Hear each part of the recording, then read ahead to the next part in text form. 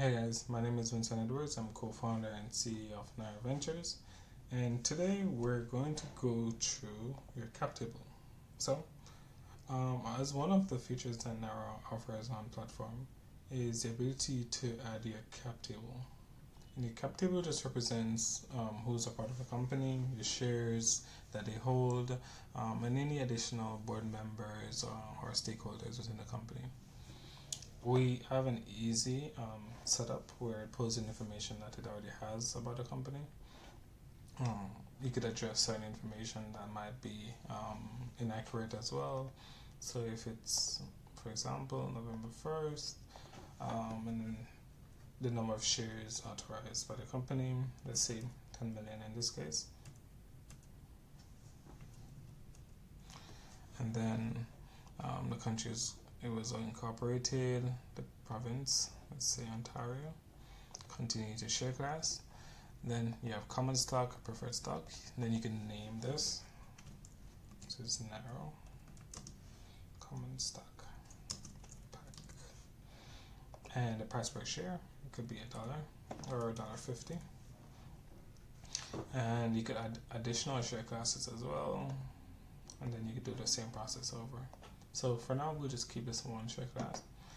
Continue to stakeholders. Then you add the stakeholders within the company as well.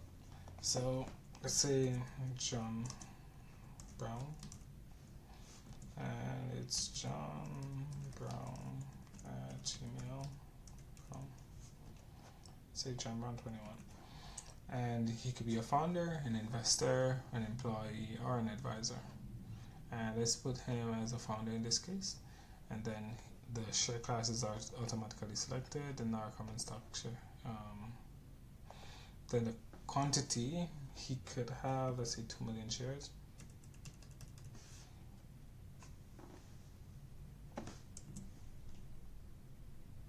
Or 200,000 shares.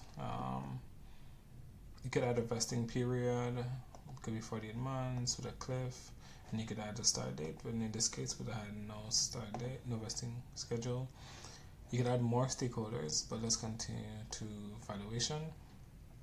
If you have done a 409A, then you could upload and add that information. But if not, you could skip this and add it at a later date. So let's skip this for now. And then if you had an equity plan as well, then you could also add an equity plan, which looks like this.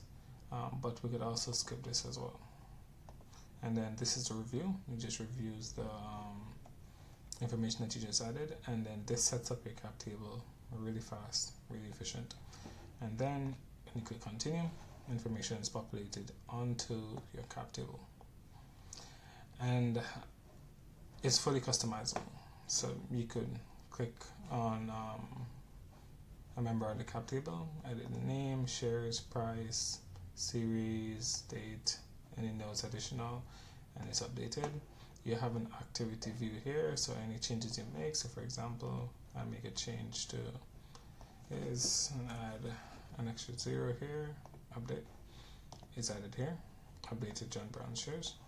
So you can see all the updates added are made to the cap table. It's the same thing for the securities as well. You could issue different securities here, and it will be added to the securities view. Equity plans as well, offers an equity plan, input fields. You could add different stakeholders, or view on this page it's viewing the different stakeholders. You could add vesting periods, so you could create a vesting template, and you could apply that to different or incoming stakeholders. For your board, you could add board members here, or you could create an action plan.